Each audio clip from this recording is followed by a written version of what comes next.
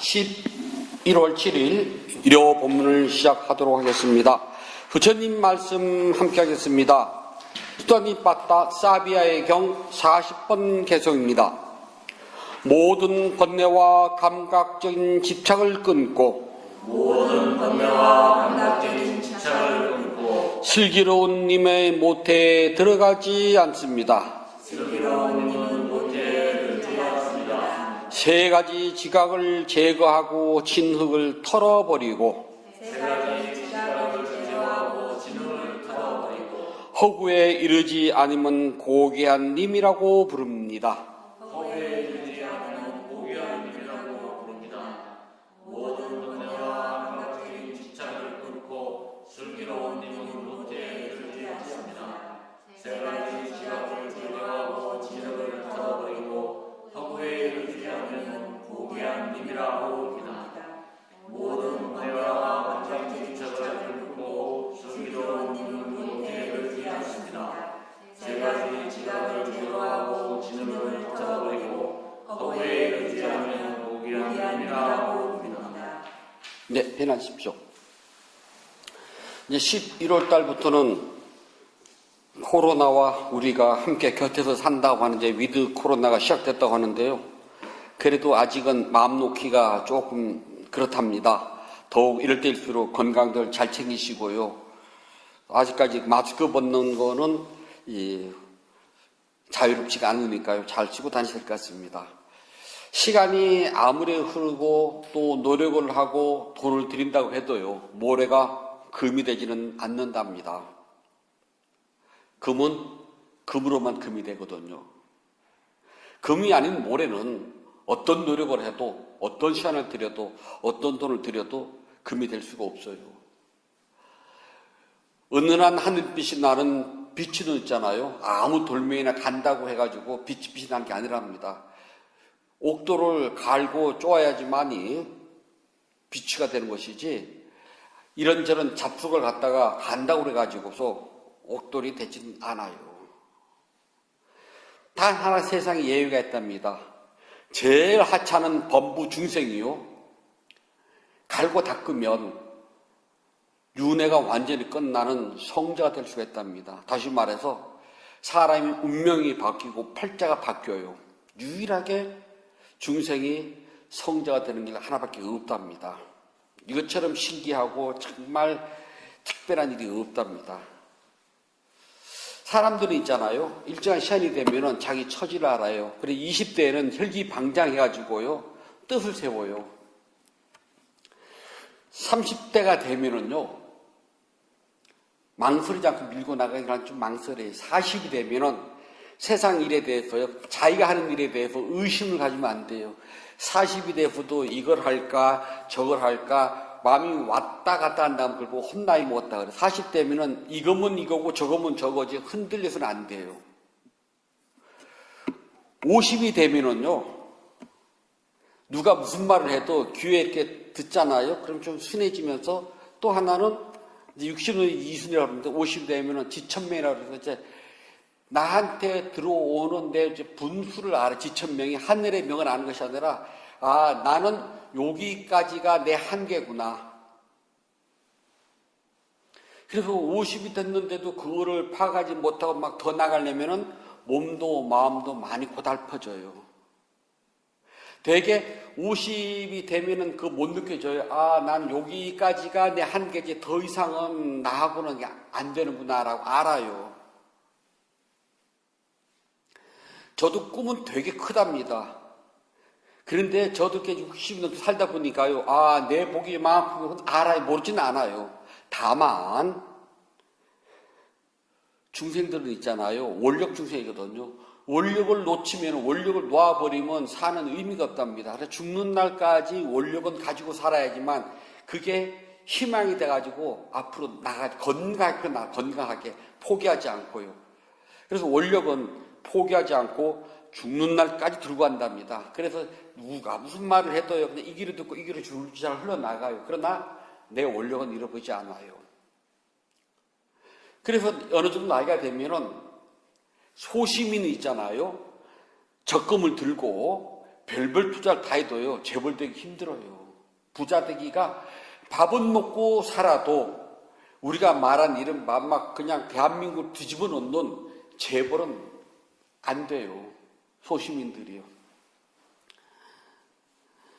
요즘 보면 이렇게 비트코인 해가지고, 금융 다단계 해가지고, 막 떼돈 버는 거 나오거든요. 1,000원을 투자하면은 3배가 늘어난다. 그리고 이자가 보통 은행 금리는 얼마 되 1.몇%밖에 안 되는데요. 예를 들어서 나한테 1,000원을 투자하면은 내가 이자로 한 달에 30원 줄게. 그럼 사람이 혹 해가지고 있는 돈, 없는 돈 막 끌어모아서 거기다 딱 받거든요. 세상에 그럼 나 혼자 하지 내가 왜 저 사람한테 한답니까? 그런 경우는 없거든요. 그게 나이가 먹어서 그게 혹하면은 그게 헛먹었다면 나이가 들면은 분수 이상을 안 바래요. 아, 내가 지금 내 인생을 살아봤더니 나는 여기까지구나. 여기 한계야. 그래서 그것을 넘어가면은 반드시 대가를 지불하더라고요. 제가 살아보니까 그래요. 주위 사람 봐도 그렇고요. 그래서 중생들은요, 내가 가지고 있는 능력 범주와 내가 물려받은 것과 나의 재능을 다 쳐도요, 그 상태가 이제 최장일 때가 옵니다. 그 이상은 안 돼. 그 이상을 바라면은 몸도 고달프고 마음도 고달프고 잘못하면은 그동안 조금 모아놨던 재물까지 한 입에 다 털어놓고 말아요. 그래서요, 소시민들에게는 아무리 권력자 옆에 있어도요, 큰 권력 못 쥐고요, 재벌 옆에 있는다 그래서 재벌 되는 거 아니고요, 박사님 옆에 있다 그래서 박사 되는 거 아니거든요. 그냥 거기까지가 딱이에요. 그게 중생의 삶이랍니다. 즉, 모래가 금으로 바뀌지 않고요, 돌멩이가 옥 될 수가 없답니다. 저 중국에 가면 반가원이라고 하는 꼴떡 시장이 있어요. 거기에 가면 이제 좌판들이 쫙 있고, 거기에 가면 이제 빌딩이 있습니다. 빌딩에 들어가는 것들은 무지장 비싸요. 그러니까 저 같은 사람이 가도 쳐다도 안 봐요. 가게 들어가도 자기 할 일 하지. 근데 좌판은 달라요. 좌판은 진짜 같은 가짜고 가짜 같은 진짜이기 때문에 안목이 있으면 가짜 가운데서 조금 덜 가짜를 골라올 수가 있고, 안목이 없으면 가짜를 진짜인 양 눈탱이 막 하는 데가 거기랍니다. 근데 그 시장도 못 들어간 사람들이 있어요. 그 중에서 어떤 사람이냐면요, 옥이 있잖아요. 이따만 이만한 옥도를 들고 오는데 이 구석에 있잖아요. 한 3cm 정도만 갈아요. 그 옥이 반짝반짝해요. 그거를 이제 관광버스 오면은 그 사람들에서 그걸 탁 내보여요. 옥, 탁 후리시 비추면 반딱반딱 하거든요. 처음에는 예를 들어서 인민폐로 준 돈으로 1,000원을 불러요. 그리고 안 사면은 점점 내려는 막 차가 떠날 때가 되면 100원 그래요. 이 많은 것이 진짜 옥덩어리라면 그거를 그 사람이 나한테 팔겠어요? 옥 공유하는 사람한테 가지. 근데 그 사람도 하도 했기 때문에 옥이 여기 쓸모도 없는 매큼만 붙어있다는 거 알아요. 그런데 차를 타려고 때 후레쉬로 여기만 딱 좀 반짝반짝 하니까 사람들이 욕심이 나는데 막 쳐다보겠다가 가격이 점점 내려가거든요. 그럼 막 차가 출발할 때는 이 사람들이 100원이라고 그래요. 그러면은 차문을 열고 그걸 딱 주면 그 사람들이 현금을 손에 딱 쥐가 동시에 그걸 딱 줘요. 그래 붕 갔습니다. 저는 웬만하면 그냥 사지 마세요 그래요. 정말 옥을 갖고 싶으면은 내가 지금 옥상제 가실 때 거기 가세요. 그 옥상제 가면은 그냥 우리 안 쳐다보거든요. 그게 진짜 좋은 옥이거든요. 근데 생각해봐요. 2만원 덩어리가 1,000원짜리인데 이게 점점 내려가서 차가 막 떠날 때 10분의 1로 떨어지면 이게 진짜겠는가? 그냥 마음의 보석이니까 가져가셔가지고 감정도 받지 말고 그냥 집에 이렇게 놓고 혼자 보고 즐기세요. 그러고 말아요. 바위는 옥이 안 된답니다. 모래는요, 아무리 부다 달궈도 금이 안 돼요. 금이 되고 옥이 되거든요. 그런데 중생은 있잖아요. 평생 중생과 같지만 수행을 하게 되면 성자로 탈바꿈을 해요. 아, 신기하답니다. 아주 특별해요. 유일하게 중생이 수행을 하면 부처님과 똑같은 성자가 된답니다.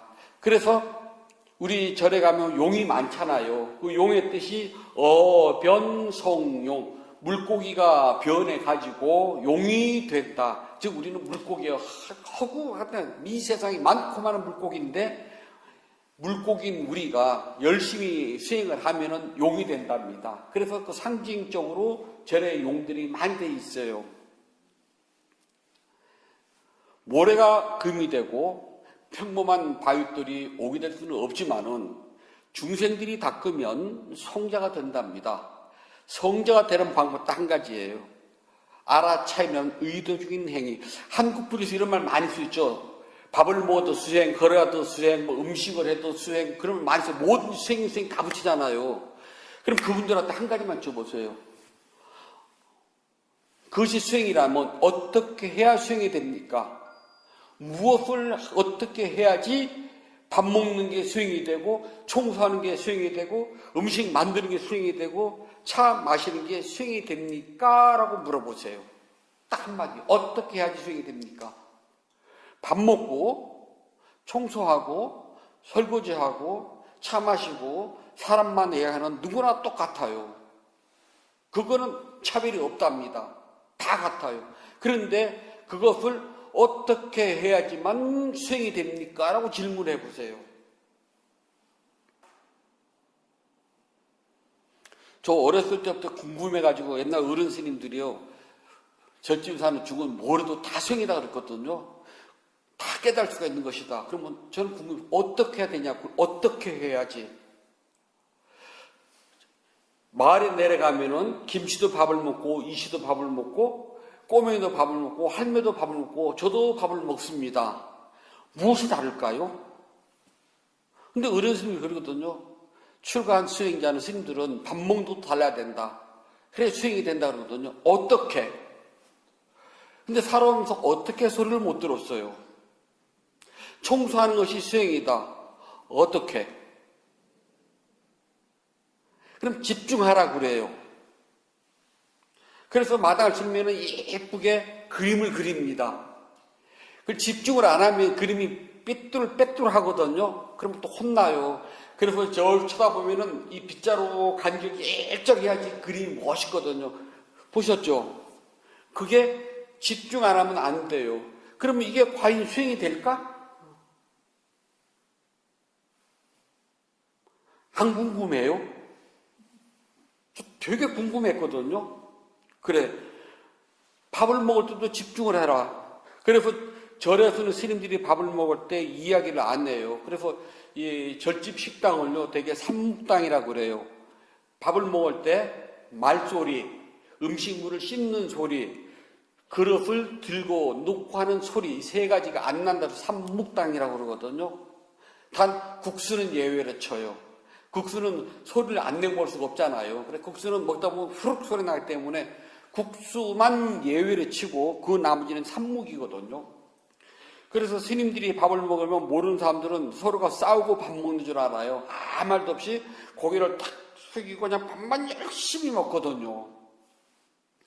그리고 저도 어디 가면 오해를 많이 받아요. 스님 화나셨어요? 라고. 아니요, 화 안 나고 밥 먹는 건데요. 그래 밥도 집중해서 뭐라 하는데 과연 무조건 그렇게 한다고 해가지고 수행이 되느냐는 겁니다. 경에 보면 부처님은 아주 간단하게 말씀하셔요. 의도적인 행위. 알아차림이 의도적으로 들어가야 돼요. 밥을 먹을 때는 밥 먹음. 청소할 때는 손목의 움직임. 청소하면 움직임. 걸어갈 때는 왼발 오른발 발의 움직임. 말을 할 때는 입술의 움직임. 의도적으로 이걸 관찰하는 겁니다. 우리가 가만히 있을 때는 다 이렇게 집중이 되는데 말을 할 때는 집중이 다 깨져요. 말은 계속 생각이 변화해야지만 말이 나오거든요. 말은 우 하나만 되는 게 아니잖아요. 나는 간다. 네 글자지만 생각은 네 번 일어나고 사라지지만 나는 간다라는 말이 조합이 된답니다. 그래서 생각이 일어나고 사라지고 일어나고 사라지고 일어나고 사라지고 네 번 해야지만 나는 간다. 사실은 더 될 수도 있어요. 그래서 말을 할 때는 집중을 어디다 하냐면 입술의 움직임에다 집중해요. 그밖에 할 데가 없어요. 나는 간다. 입술을 본답니다. 다른 거는 관찰할 수가 있어요. 청소할 때는 손목의 움직임, 걸어갈 때는 발의 움직임, 밥을 먹을 때는 숟가락을 들면서 손의 움직임, 음식이 입에 들어가면 입에 움직이는 움직임, 씹음, 맛봄, 삼킴. 그래서 삼킴 되면 쑥 들어서 식도를 타고 마지막 그냥 위장까지 뚝 떨어질 때까지 관찰돼서 한 곱으로 딱 끝나요. 씹음, 삼킴, 꿀떡. 의심스러우면요, 냉수, 어른 동물들은 냉수 한 컵, 따뜻한 물 한 컵을 넣고요. 먼저 따뜻한 물을 마셔봐요. 그러면 따뜻함이 쓱 들어 느껴질 거예요. 그리고 나 다음에 냉수, 얼음물 탁 마시면요, 그 얼음 차가움이 식도를 타고 위까지 짜릿하게 딱 느껴지는 게 느껴질 겁니다. 자, 그렇게 보면은 씹음, 삼킴해서 삼킴에서 식도를 타고 내려와서 위장까지 뚝 떨어지기까지 한 컵으로 딱 위장까지 들어서 모르니까 이 움직임 관찰 못 하잖아요. 이렇게 내가 하는 모든 행위나 생각에 대해서 의도적인 알아차림이 들어가면 모든 게 다 수행이 돼요. 그러나 여기에 의도적인 알아차림이 들어가지 않으면 수행으로 연결되지 않는답니다. 단순히 그냥 집중하는 것뿐이 그건 누구나 다 해요. 범부가 성자가 되려면 부처님께서는 의도적인 행위, 즉 알아차림이 의도적으로 소리가 들리면 들림, 냄새가 들어오면 냄새, 보게 되면 보임, 이렇게 의도적으로 알아차릴 때 수행이 되는 것이지 그렇지 않고선 수행이 안 된다는 겁니다. 우리가 음식을 만들 때는요, 나의 모든 감각기관이 총동원이 돼요. 바빠요. 그래서 칼질을 할 때는 손목의 움직임, 볶을 때도 손목의 움직임, 그렇지 않아요? 그 다음에 음식을 쳐다볼 때는 보임, 냄새를 맡을 때는 향기, 간을 볼 때는 맛봄. 그래서 시시각각 알아차리는 데가 계속 변화가 돼요. 그래서 윗바사나는요, 지속적인 산매를 요구하는 것이 아니라 찰나 산매를 그래서 요구한답니다. 순간순간. 그냥 그 짧은 시간에 산매가 빠딱빠딱 왔다 갔다 해야 돼요. 그래서 까니까라 그래요. 찰나. 여기에 지혜가 들어가니까 까니까 냐냐. 산매가 들어가면 까니까 사마디. 이게 될 때에 비로소 모든 행위 자체가 수행이 된답니다. 저도 하마터면 이거 모르고 죽을 뻔했어요. 지금도 어떤 스님 만나면은 모든 게 다 수행이라 그래요. 그렇지, 수행이지. 저 입장에서 거기 끄떡끄떡해. 그렇죠, 물어봐요. 어떻게 해야 되는데? 중요한 거랍니다. 어떻게 해야 되는데? 어떻게가 없으면 소용이 없어요. 근데 부처님 여기에 의도적인 알아차림, 의도적인 행위는 깜마라 그래요. 의도적인 것. 그러니까 내가 보임, 의도적으로 해야 돼요. 그냥 눈에 보이는 거 그냥 아무 소용 없는 거예요. 보임. 그러면 수행자가 만약에 영화나 드라마를 볼 것 같으면 어떻게 될까요? 내용이 다 눈에 들어올까요? 그냥 눈앞에 단순히 지나가는 화면일 뿐이에요. 보임. 영화를 영화답게 보려면 보임 안 해야 되거든요. 그 영화 속에, 드라마 속에 내가 들어 빠져야 돼요. 그래 함께 가야지만이 저 영화가, 요즘 오징어 게임 보셨어요? 잘 안 봐서 몰라요. 오징어 게임답게 보려면 오징어 게임 속에 들어가서 나도 그 주인공처럼 게임을 할 때 딱 와서 닿잖아요. 그런데 그것을 수행자는 그냥 눈앞에 보이는 대상일 뿐이에요. 보임하면 그 무슨 재미가 있겠어요.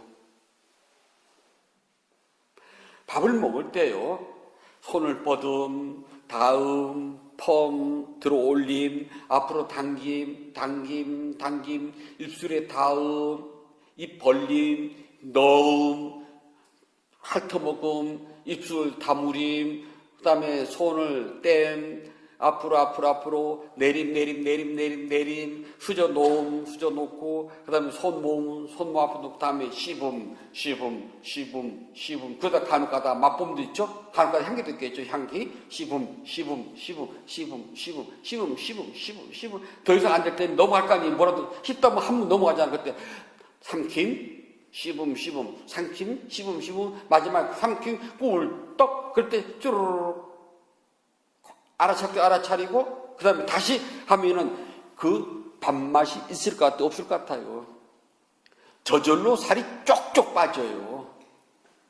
그리고 아무리 많이 먹어라도요, 여기서 씹으면 하도만 씹어서 이미 배는 불러져 있어요. 많이 먹으면 3숟갈, 그것도 30분 정도. 그런데도 큰 스님은 소파카 많이 먹어라, 많이 먹어 수행한다. 왜 이렇게 살이 빠졌니? 아니, 당신이 뒤에 서가지고 소파카 슬로우링 하는데 이게 들어갑니까? 안 그래도 이보다 더 천천히 먹으라면 얼마나 더 천천히. 1시간에 한 4숟갈 먹으면 많이 먹어요. 그럴 때는 수행이 된답니다. 그래서 모든 수행에는 중생이 성자가 되려면 의도적인 알아차림이 들어가야 돼요. 그래서 이것을 보고 뭐라고 하냐면은 막가 쨌다나 그래요. 그래야지 도에 들어가요. 그것이 없으면 도에 안 들어간다. 깨달으면 그냥 꿈속에서 하는 말이고 입에서 그냥 나불나불 하는 소리 불가해요. 그래서 의도적으로 알아차리는 모든 법 안에는요, 꿰뚫어보는 통찰치. 그래서 이걸 막가 빤냐라고 그래요.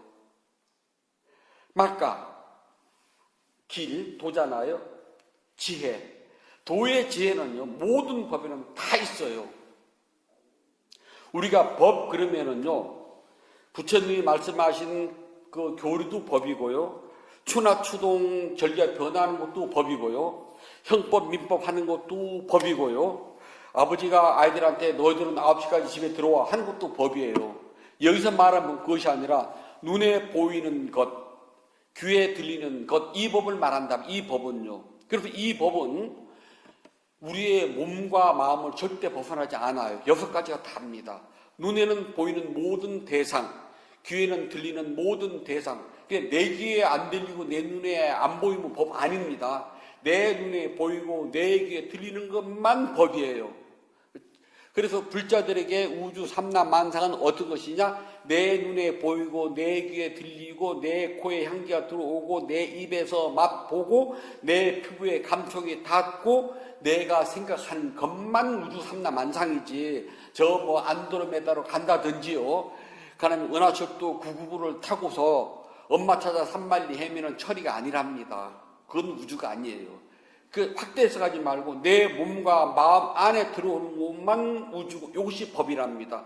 그래서 이 법을 있는 그대로 의도적으로 끊임없이 알아차리면 모든 게 수행이 되기 때문에 반드시 바뀌고 변한답니다. 팔자가 바뀌고 운명이 변해요. 그래서 범부에서 성자가 된답니다. 이것을 보고 부처님께서는 최상의 삶을 가졌다라는 뜻을 해서 지윗담 우따나 그래요. 으뜸 가는 그 소리, 으뜸 가는 위, 우따나 제일 위쪽이거든요. 그 다음에 앞에 있는 지윗담 그러면 최상으로 가는 삶이에요. 그래서 나는 성자가 되면은요, 먹고 입고 자는 것에 대해서는 나하고는 관계없어요. 그냥 이 몸뚱아리는 그냥 도를 닦기 위한 도구에 불과하고, 음식은 그냥 이 몸이 죽지 않을 정도로 유지시켜주면 되고, 옷은 추위와 더위를 피하고 부끄러운 것 가려질 정도로만 그냥 만족해요. 좋아본들, 입어본들, 먹어본들 죽을 때가 되면은요, 다 놓고 가요. 팔진미를 먹어도요, 24시간 후에는 냄새나는 물건으로 변해서 다 나와요. 아무리 좋은 옷도요, 땀 흘리고 좀 지나봐요. 냄새나고 추해져요. 그걸 안다면은 이 몸뚱아리에다가 이렇게 지나친 투자는 할 필요가 없다는 겁니다. 그냥 몸은 도 닦기 위할 정도로만 가져가면 된다는 겁니다. 이렇게 의도적으로 알아차림이 끊기지 않고 살아가는 수행자는요, 더 이상 윤회태 속에 들어가지 않습니다. 금생에 이곳에 살면서 남들이 어렵고 힘들게 산다고 볼지 모르지만은 나는요, 어떤가는 삶을 살고 있다면 난 걱정이 없어요. 나는 모래가 변해서 금이 됐고 바위가 변해서 이미 옥이 됐기 때문에 세상 사람들이 나를 알아주든 못 알아주든 그건 나보다 하나도 안 중요해요. 왜냐하면 그 사람이 나의 생을 살아주는 게 아니거든요. 그리고 내가 닦은 이것은 그 누구하고도 대화가 안 통해요. 내 옆에서 나와 가장 가까운 나의 가시벗이라 할지언정 내가 닦은 현상은 이야기를 해봤자 몰라요. 서로가 모르거든요.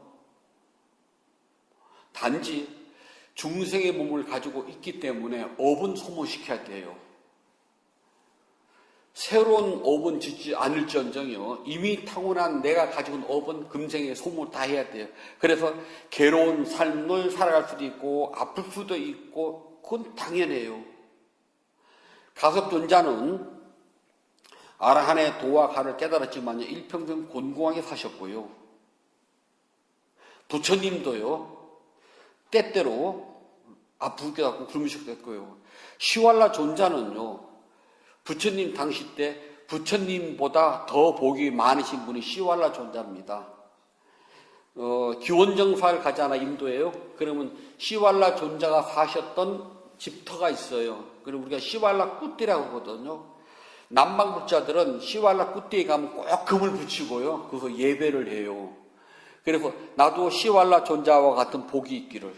그분이 얼마나 복이 많았으면 부처님보다 공량이 더 많았답니다.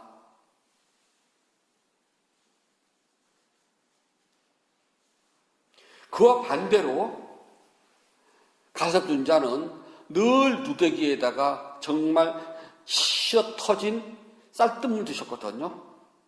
극과 극입니다. 한 분은 공양을 받으면 부처님보다 더 많은 공양을 받았던 시왈라 존자고, 한 분은 먹을 게 없어가지고 시어 터지고 정말 버리기 일보 직전인 쌀뜨물을 받아서 드셨어요.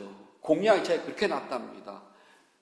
그래도 우리는 내 과거생에 내가 지어놨던 업은 금생에 녹여야 돼요.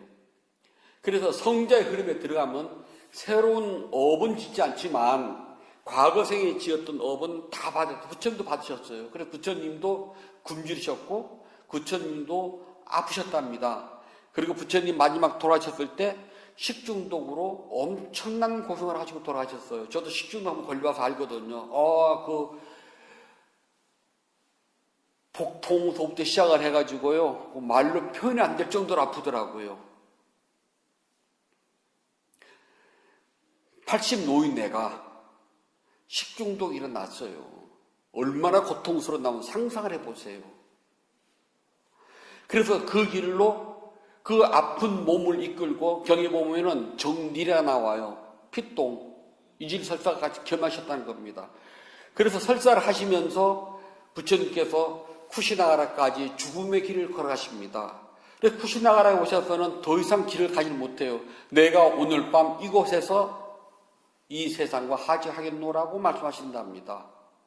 자, 그러니까 깨달았다고 해가지고 인생이 갑자기 헷가닥 변해가지고 있잖아요. 막 집 앞에 연못이 아니라 원천수가 팡 솟아나고 때도 보내. 갑자기 집에 있는 돌멩이가 막 금으로 변하고 집에 있는 항아리에 막 금화가 차곡차곡 차고 그런 일은 절대 없답니다. 단 내 스스로 마음에 더 이상 욕망, 화냄, 어리석음은 더 이상은 짓지 않아요. 그것뿐이랍니다. 그래서 더 이상의 업을 짓는 일이 없기 때문에 평화로운 삶을 산다 그래요. 그래서 성자는 평화로운 삶을 사는 사람에서 우파사마 그러는데요. 세상 사람들이 배부르고 등 따시고 앞으로 남은 여생에 돈 걱정 안 하고 집 걱정 안 하고 사는 것이 평화로운 게 아니랍니다. 그렇게 살아본들 죽을 때가 되면은요, 아무도 장담 못해. 아직 안 죽어봤잖아요. 지금 아프지 않는 것 뿐이지, 앞으로의 생 몰라요. 지금은 내가 먹고 살만하고 집도 있고 다 노가 준비된 것 같아도요, 장담하지 말아요. 그러다 어느 날 갑자기 내 자식이 초대형 사고를 쳐가지고요, 있는 것 죄다 다 틀어주고 오갈 데가 없어가지고 국립 요양원 실실 수도 있잖아요. 아무도 몰라요. 우리 앞날은요. 저도 요즘은 죽을 때 좀 뽐날 줬으면 좋겠는데 어떻게 죽여 뽐날까? 제가 제일 뽐나게 죽는 게 법문하다가요, 국장들한테 잘 있어요. 나 이제 이 시간 이후로 가니까 열심히 정진해. 그리고 요 상태에서 딱 죽으면 제일 뽐날 것 같은데 그거는 언감생심. 그저 병원시세에 앉고 남들한테 폐 안 끼치고 벽에다가 거시기 안 바르고 그냥 치매 안 걸려가지고요, 고운 내 정신으로 한 3일 정도 아프면 남들이 불쌍하다고 봐줄 것 같다. 더 이상 아프면 좀 귀찮을 것 같고요. 그게 내 마음대로 되냐고요. 다 마찬가지랍니다. 제가 앞으로 얼마나 더 갈지 몰라요. 그 시간에 앞으로 남은 생에 어떤 일이 벌지 저도 모른답니다. 마찬가지로 여러분들도 몰라요. 난 지금 노후 준비가 다 돼 있어. 한국에서 노후 준비란 집 한 채 있고 현금 5억을 가지고 있으면 된대, 부부가. 그럼 죽을 때까지 쓰면서 죽고 간혹 가다가 손주 새끼들 오면은 용돈도 줄 수 있는, 그래 더 있으면 좋지만 그게 부족하면은 자기는 써도 손주들 용돈 주기 힘든 애들합니다. 자꾸 올라가네. 그게 옛날에는 1억이었다가 3억에다 지금 5억을 현금을 가지고 있어야 되는데요. 그게 다 내 것 같죠? 그러다 갑자기 희한 야리꾸리한 이름도 못 들어본 희귀한 병에 걸렸다고 칩시다. 안 죽었잖아요, 아직은. 차라리 딱 죽으면 다행인데 안 죽었으면은요, 그 돈 녹아나는 거요. 딱 3년 걸리더라고요, 제가 보니까요. 제가 아는 어떤 교사님이 사업을 해가지고 중소기업인데 정말 열심히 했어요, 두 부부가요. 그래서 이제 좀 먹고 살만하고 일어났는데 정말 그분 이야기로는 전에 와서 정말 제대로 불사문 동참 못 해보고 친구들한테 밥 한 번 제대로 못 사보고 일가 친척들한테 용돈 저번 적 없고 그냥 내 새끼들하고 먹고 살게 허교해놨는데 그분이 병이 딱 들었어요.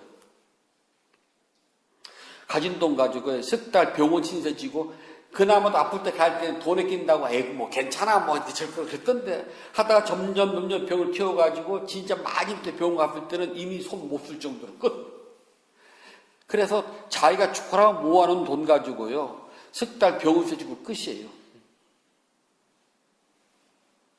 그게 우리 인간 사람입니다. 그래서 평화롭게라는 말이 있잖아요. 중생들이 일반 우리가 생각하는 평화롭게 아이들 속 안 썩이고 공부 잘하고 취직 잘하고 때 맞춰 결혼하고 우리 두 부부 사이좋고 아직은 크게 아프지 않고 집도 있고 노후 자금도 좀 마련됐고 그래서 난 아무 걱정 없어. 지금은 안 아프니까. 지금은 걱정 없으니까. 그건 지금 생각이고 앞으로는 모르잖아요. 앞으로 누구 안 돼요. 저도 제 도반들 만남들 해요. 우리 거의 40년을 같이 봐왔잖아. 40년을 같이 봐왔거든요. 그럼 40년 전과 나를 놓고 보면은 나 지금 되게 풍요롭고 행복해. 젊었을 때는 책 한 권을 사서 보려면 정말 돈을 이리 모으고 저리 모아서 책을 한 권이 사봤는데 지금은 책 한 권 사보면은 언제든지 부담 없이 사볼 수가 있어. 내가 너한테 아주 고급스러운 건 못 사줘도 짜장면 한 그릇은 언제든지 살 수가 있어. 나 그 말 하거든요. 굉장히 변했거든. 그래요. 그럼 다들 웃어요. 그런데 앞날은. 근데 수행을 하게 되면은요, 여기에 대해서 한 가지가 변해요. 어떻게? 평화롭게. 그런 것들에 대해서요, 묶이질 않아요. 왜냐하면 모든 것들이 의도된 행위에서 내가 만들어 놓은 것이 나오기 때문에 거기에 대해서 걱정할 필요가 없어요.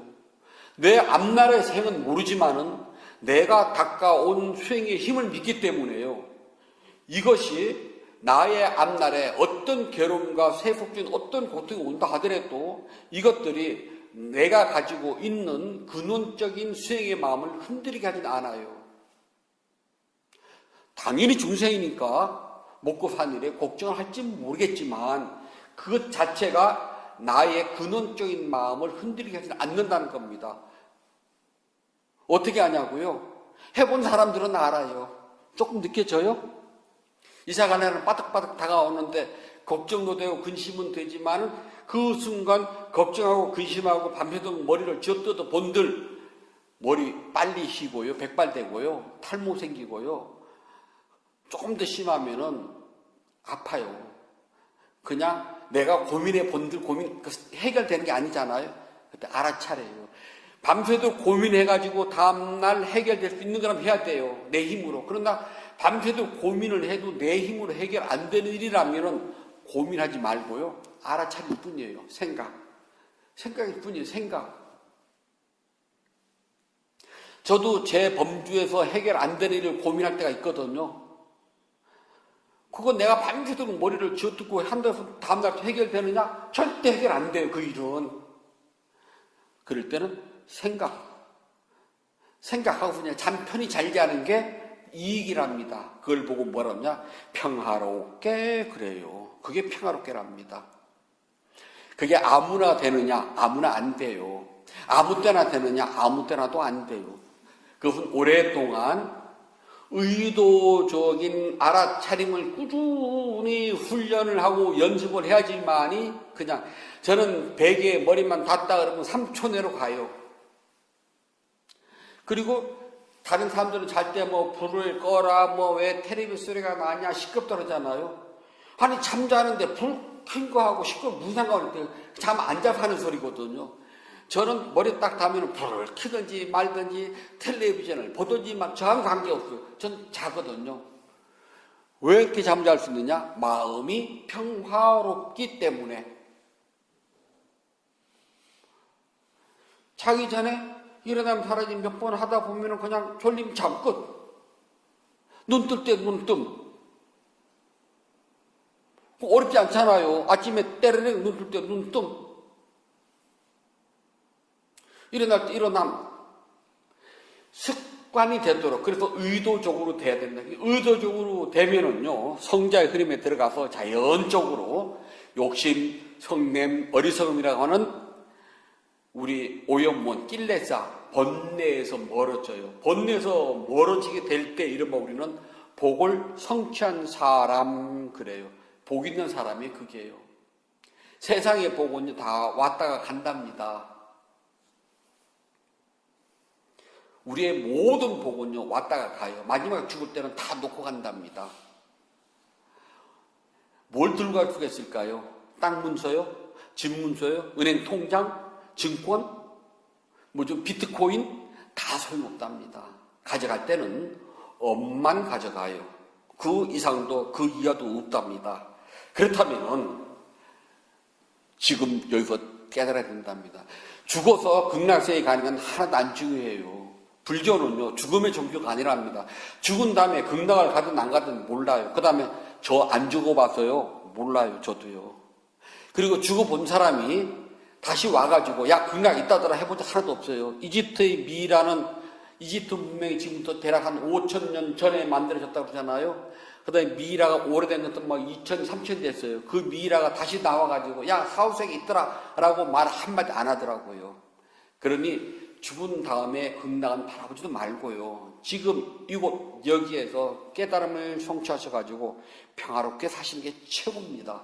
그러기 위해서는 의도적인 알아차림, 의도적인 행위, 이것을 어떻게 알아차림을 계속 의도적으로 나가는 겁니다. 그러면은 삶은 편안해져요. 죽은 다음에 모래가 금이 되고 돌멩이가 옥이 된들 아무 소용없답니다.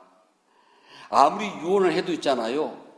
그것은 살아있는 사람 목이지 죽은 내 목이 아니랍니다. 나하고는 관계없어요. 어떤 큰 스님께서요. 그분 정말 제가 존경하는 큰 스님이거든요. 그분이 살아생전에 유언장을 썼습니다. 절에서는 신후지사라 그러거든요. 신, 몸신자, 후, 뒤후자. 그 다음 일이에요. 몸 뒷일, 다시 말해 죽은 다음에 일. 그래서 그분의 유언장 보면 참 몇 가지 돼 있어요. 그리고 그분 유언장 중에 제가 기억하는 내가 죽은 다음에 뭐 대종산이 대선산이 그런 말 쓰지 마라. 아주 간단하게 땡땡 법사 그렇게만 써라.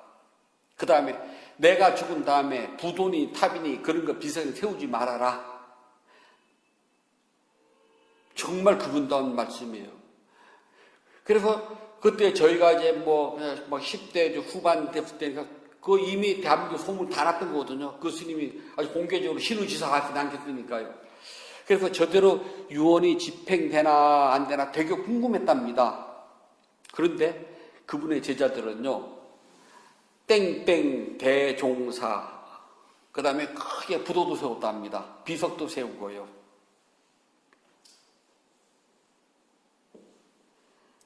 살았을 때는요, 내가 유언으로요, 이것저것 대놔도요, 그것은 살아있는 사람들 목이랍니다. 저도 유언장은 써놨어요. 절대 이 냄새나는 시체에다가 돈 들이지 말아라. 그냥 가사에다 둘둘둘둘 말아서 태웠으면 딱 좋다마는 부득이 화장장까지 가야 된다면은 베니다 있잖아요. 베니다 제일 얇은 거 두꺼운 나무각 쓰지 말고 그거 써라. 그 다음에 음식 죽은 놈이 먹나?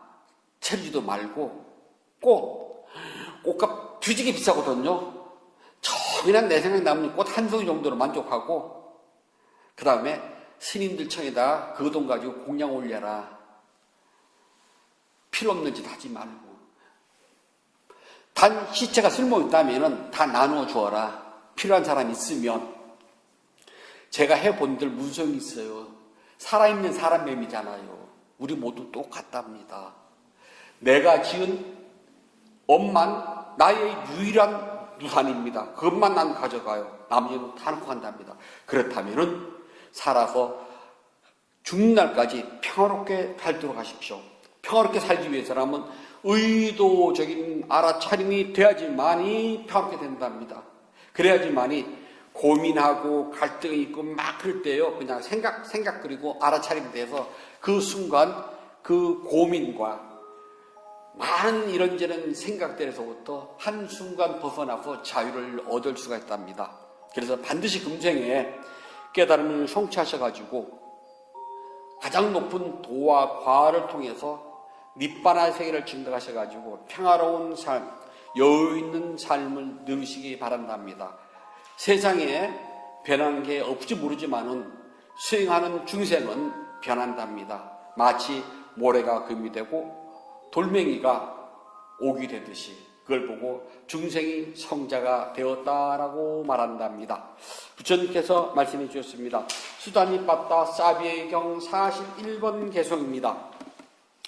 이 세상에서 훌륭한 행위를 성취하고 언제나 착하고 건전하여 가르침을 알고 있으며 어떤 일에도 집착하지 않고 해탈하여 성냄이 없는 사람, 그를 행위가 바른 님이라고 부릅니다.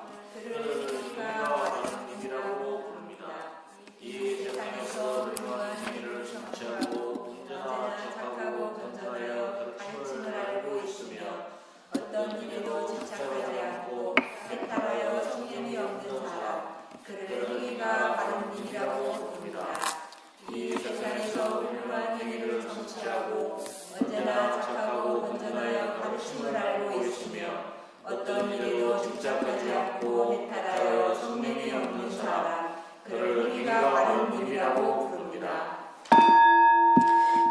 11월 7일 유료 법문을 마치도록 하겠습니다.